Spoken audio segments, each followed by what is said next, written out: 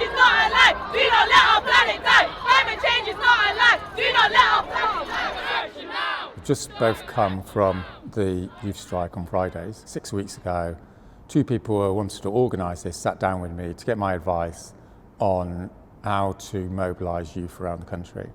So what I said is, what needs to happen is you need to have a single event where lots of people come together, and then it sort of hits the critical mass, it sort of takes off. So myself and Millie were going, okay, so we'll have something on the 15th of February in Parliament Square, and Millie was saying, yeah, we'll probably get maybe 200 kids down there, and we don't want them going on the road or anything, and we'll see how that goes, and then we'll build up to March the 15th. So 6 weeks later, we've just come. We're both totally exhausted from running around, watching all these kids, young people, running around central London, blocking roads, having a fantastic time, and the whole thing's massive. It's 5,000 kids, something like that, young people. Most of the people I've talked to think it's fantastic, right? I don't. I'm panicking because I've just done 4 years of social research on what you might call social media fueled mobilisation. So it's happened over and over again since around 2012. And it goes a bit like this, nothing's really happening. Something dramatic happens, it triggers lots of activity on social media. People were SMMing each other, or Facebook in the Egyptian revolution, the M15 movement in Spain, Corbyn in the UK, Sanders, all these things are sort of fueled by social media. And it usually ends in tears because, for the very reason it rapidly increases, it also rapidly collapses because there's no intermediate organisation. And so the powers that be get off the hook, which is the main political point I'm trying to make in this video. If you don't want the powers that be, the rich and powerful, to continue in power, then you have to study how social movements form, why they're successful, and why they're not successful. And the quickest way to make something not successful is for it to increase so fast through social media that it collapses under the weight of its own success. And there's two dynamics. The first dynamic is organisational. The biggest question in all social organisation is who decides. If you don't have a way of deciding who decides, then basically you get competing groups, a little bit like in the French mobilisation we've seen. You get 100 people with different ideas, and that might be great from a certain point of view, but it's a disaster in terms of bringing about progressive social change, right? Bringing about social change is quite easy because you can just destroy society. Destroying society is quite straightforward, right? You just need lots of violence. If you actually want something progressive to come out of it, and by progressive I mean that young people and old people and minorities are going to benefit from, then you need a democratic culture. And a democratic culture needs to be organised, okay? So what that means is you need to have grassroots groups, they need to have representatives, you need to have councils, you need to have proposals, you need to have leaders who are going to talk to the media but aren't going to run off with the movement. So basically you need what's called democracy, or participatory democracy, and it's all been worked out, it's out there, but it needs to be trained. Okay, otherwise it gets taken over by people that don't actually have the interests of common people in mind, they're demagogues or whatever, or it collapses. And of course nothing pleases the elites more than see social movements collapse, because that means they've got another 5 years to survive. Do you see what I mean? So the other side of it is violence. What happens if a movement's unorganised and if there's ambiguity around violence, then it will become violent. You can absolutely guarantee it. Because as soon as a few people start throwing stones, the people that don't want to throw stones, like the young people or the old people or the people that are more vulnerable, will leave the space because they have the most to lose. And what you get is the young guys. So it becomes a young guys movement, and if it's just a young guys movement, you can guarantee that it's not going to get anywhere. Or if it does get anywhere, it's going to be fascism.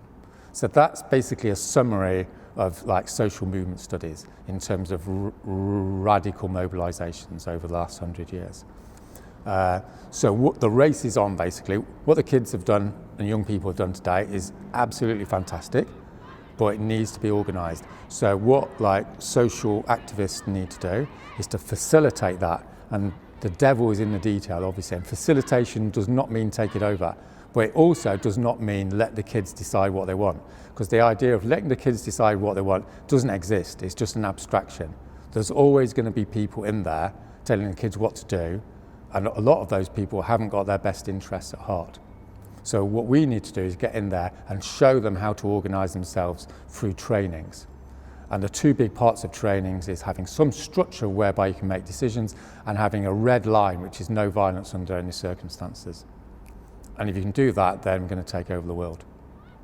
What needs to happen next is there needs to be meetings of the key activists, and they need to be told about the theory and practice of non-violence, which is, as I've said, if you're going to be successful, you've got to keep it non-violent. And secondly, they need to produce some general process of decision making, which has some semblance of participation and accountability in it. And then once those things are set, then it's all systems go. You know, this is not about holding things back. It's about getting things into a situation that you can actually get into the room with the government. And that's what it's about, right?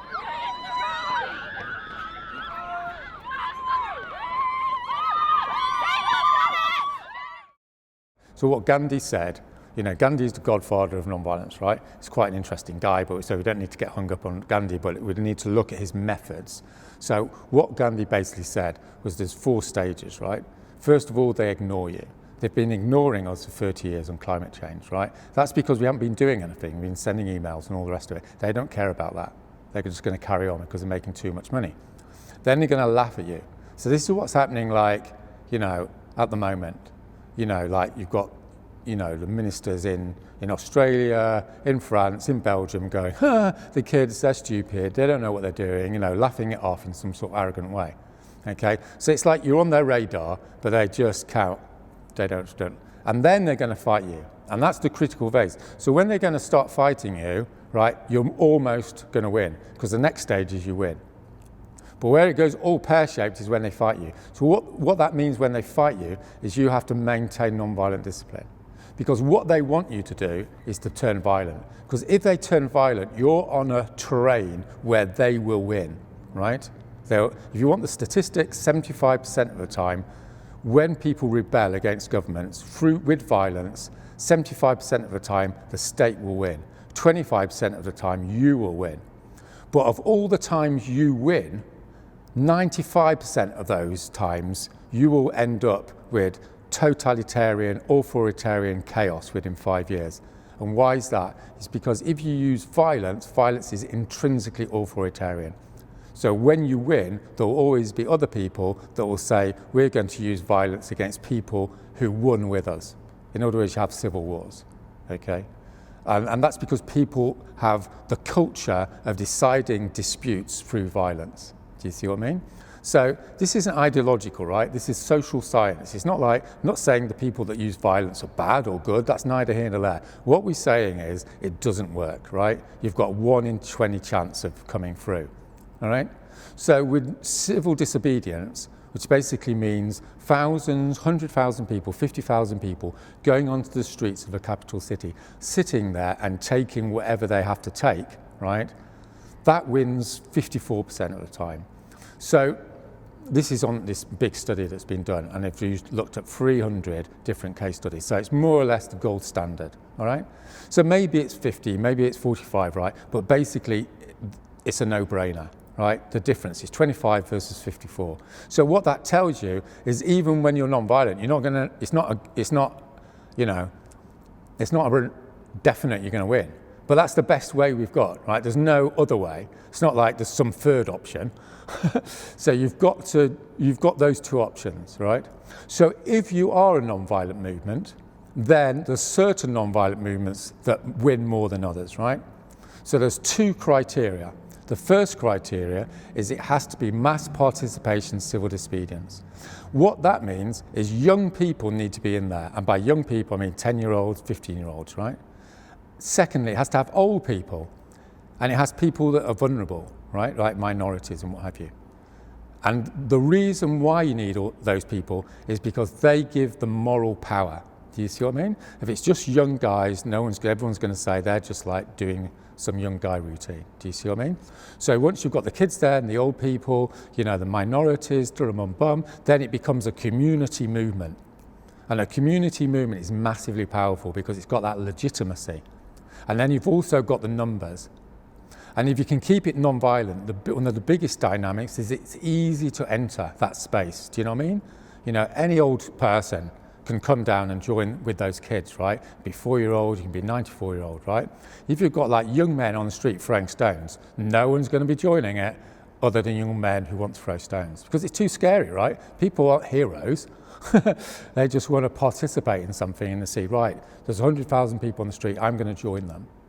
So that's the first thing. And the second thing is it has to be organised. So this comes back to what organising the young people.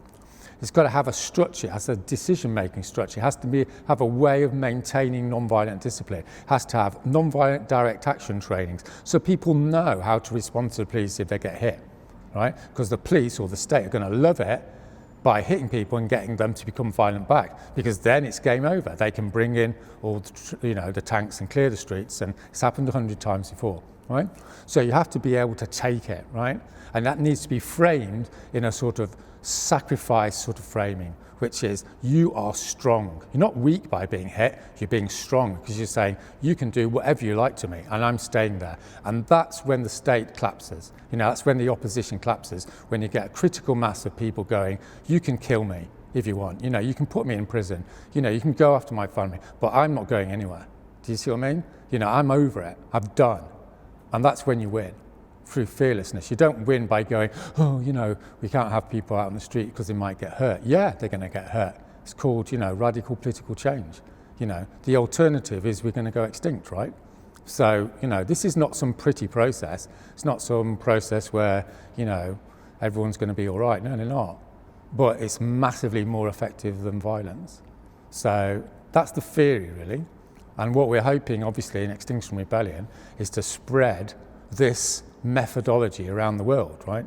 Because for 30 years we've had, you know, particularly in the Western world, we've just had the NGO send an email, send a check, obviously hasn't worked. And then we just have violence, you know, with the young guys throwing stones and all the rest of it. And everything I'm saying is not criticising them personally, right? You know, the guys in Greenpeace and Friends of the Earth, they're trying really hard, right? But it's not working, you know. And the people that throw stones and all the rest of it, yeah, they're great guys, you know, covering their hoods and all that. You know, they're really passionate people, but they're just wrong, right? Just because you're passionate doesn't make you right. You know, you have to look, you have to be like, get serious and look at the history and look at the science of it.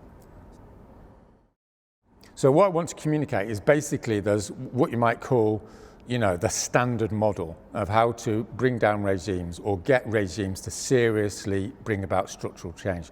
So the first thing to say is it's over in terms of conventional campaigning, right? We've had 30 years of it. And the reason it's over is because we've all realised that it's not going to change because there's too many people making too much money out of destroying the world, okay? So that's just the way it is. So what we have to do is to find a method of struggle that is going to deal with that in the most optimal way, all right? So what I've been trying to communicate is the whole NGO thing is great, but it doesn't work, and the whole violence thing is great, but it doesn't work, right? So what we've got this thing which combines the best of both worlds, right? It's like, it's nice in so much as it's non-violent, but it's super disruptive like violence, right? So it's the best of both worlds. It combines the disruption of violence with the friendliness, as you might say, of you know, just sending emails and all the rest of it. So what this civil resistance model means is really actually straightforward. I mean, obviously there's variations on the theme, but it means this. There's some number of key criteria. First of all, you have to go to the capital city. Why? Because that's where the elites are, that's where the government is, that's where the rich and powerful are, and all the rest of it. And you have to disrupt their lives. Like, they're not bothered about people doing things in the jungle or, you know, on the periphery. That's just like whatever for them. But if you're going to block like Westminster for a week, they're going to get upset. You can absolutely guarantee that, right? So the second thing is, obviously, as we've talked about, it's got to be non-violent. Because lots of people are going to come down onto the streets of the capital and they haven't heard anything about non-violence, and you need to have pieces of paper and people going around going, this is the deal, right?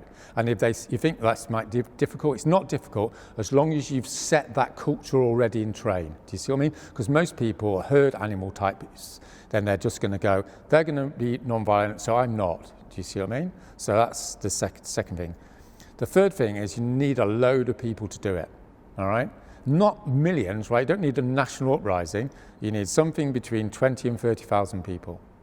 And then this is what happens. You've got those three criteria: capital city, non-violence, and lots of people. There is a fourth criteria. It's got to be fun, right? So all these big mobilizations, they have, pop stars coming and singing and theatre and just sandpits for the kids, you know what I mean? You're basically prefiguring a society as through your resistance struggle, okay? So work that one out. It's going to be interesting. Okay, so what is the plan? So what we're going to do is what's been happening in the Global South for the last 50, 100 years is we're going to be following the Global South civil resistance model, right? Which has been massively successful. It's successful about every 2 or 3 years in terms of bringing down governments or creating structural change. So we're going to go down to London with our 10 to 20,000 people. We're going to be in several locations, and then we're just going to be sitting in the streets having a nice time.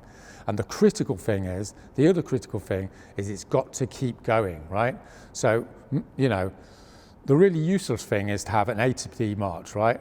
The second most useless thing is to have civil resistance for one day, which is what we've just seen now, right? I mean, it's great, but that's not going to make the government listen. They're just going to read it in the paper tomorrow morning and go, yeah, that was interesting. What takes it into the stratosphere of political effectiveness is day after day. Why is that? It's the same principle as a strike. If you go on strike, there's a tube strike. For the first day, no one's really bothered, right? Second day, whatever, people are pissed off. Third day, people are mad, right? And the employers are mad. And that's what brings them to the table, right? Because most shops in London, for instance, there's 3 days supply of food, okay? So day 3 is D-Day. Do you see what I mean? So they're going to have to do something. So what are they going to do? And the beauty of the civil resistance model is that whatever they do, you've already won. So this is the thing to communicate to everyone who comes down in April, is we've already won, right? Why? Because whatever they've done, whatever they do, we've got to win. So what can they do? They can leave you to blockade central London, right? If they do that, there's going to be massive publicity around the world, and the elites and the rich and powerful are going to lose loads of money, right? In other words, they're not going to go for that option. They cannot go for that option, because after day 3, day 4, the government is going to be told by the rich and powerful they should do something, right? Okay, so what's the other option? The other option is to use repression, right? So again, there's 2 options, right? They can be violent or non-violent towards us. If they're non-violent, they're basically going to have to arrest thousands of people. If they arrest thousands of people, that'll be the first time since, in 50 or 100 years in a Western country that thousands of people are being arrested for organised civil disobedience. It's going to be around the globe. It's going to be loads of publicity. So if they let it happen, there's going to be loads of publicity, and if they repress it, there's going to be loads of publicity. And the other sub-option there is they come and use violence. If the state used violence, it's on its last legs. This is the main thing to communicate. A lot of people come to XR and they go, yeah, but what happens if they use violence? The answer to that is they're on the last legs. They're on the last legs. I mean, they may succeed, but they've lost all their legitimacy. And the next time you come out on the street, there'll be hundreds of thousands of people, because they'll be going, we're not having this. We're not having riot police destroying the British public. Do you know what I mean? That's not what we do. And it'll be the same in any country. And this is where the penny drops, as it were, is why is it successful in the Global South? Paradoxically, because the state uses violence. And if you use violence against people, every person you use violence against who maintains non-violent discipline, you can guarantee 5, 10 more people will come into that space and go, you hit my sister, my mum, my child, I am coming down tomorrow. Do you see what I mean? So once the state takes less people out than come into the space, it's game over. Do you see what I mean? So they can arrest thousands of people, and the throw of the dice is people will see, like, let's say they see like 1,000 people arrested, right? We only need another 1,000, 2,000 people to come into that space for them to be back to square one. So they're basically, it's checkmate in terms of strategy. It's checkmate for them. And this has happened over and over again, right? It's not guaranteed, but to say it won't happen is just completely, you know, social scientifically illiterate. It happens over and over and over again. And what's interesting here, of course, is that it's basically happening in a Western democracy for the first time. Democracy, in inverted commas. Do you see what I mean? So what's the third option? So the third option is they call you into the room, right? So this is what happens over and over again. It's labour strikes, right? Everyone knows it. Since 1880, around the world, there's been hundreds and thousands of labour strikes, okay? People, you know, remove their labour, the employers go, no, you know, and after a while they go, okay, you know, we're losing too much money. They look at, you know, the accountant comes in and says, whatever, you know, you're losing money. They call them into a room and you do a deal. So that's what the government will do. They'll go, okay, so how many carbon emissions do you want us to reduce? Because that's what we do, you know, it's not a money thing, right? It's carbon. It's like pollution, poison in the atmosphere that's going to kill the next generation. And then my personal orientation is like the young people go in because it's their deal, and the young people go, right, we want 0 carbon emissions by 2025. And then Theresa May or whoever will go, that's ridiculous. And then the kids will come out and they'll go, those people basically want to see us dead. And so we're carrying on. And then you roll the dice again. But whatever happens is it's going to be game over for the system in the next 2 years, you know, as long as we can maintain non-violent discipline. So that's the challenge for everyone watching this video, is because the system's already toast, right? It's like 2007 times 1,000, you know. The system is going to collapse because it's destroying itself. It might be in 6 months' time, might be in 2 years' time, 5 years' time, but it's going. So the key question is whether we're going to have fascism or something vaguely progressive. That's the choice now, not whether neoliberalism is going to survive, right? That's gone. You know, it's destroyed itself. You know, carbon emissions are going up. So it's driving us off the cliff, literally, in physics, isn't it? So let's get to it.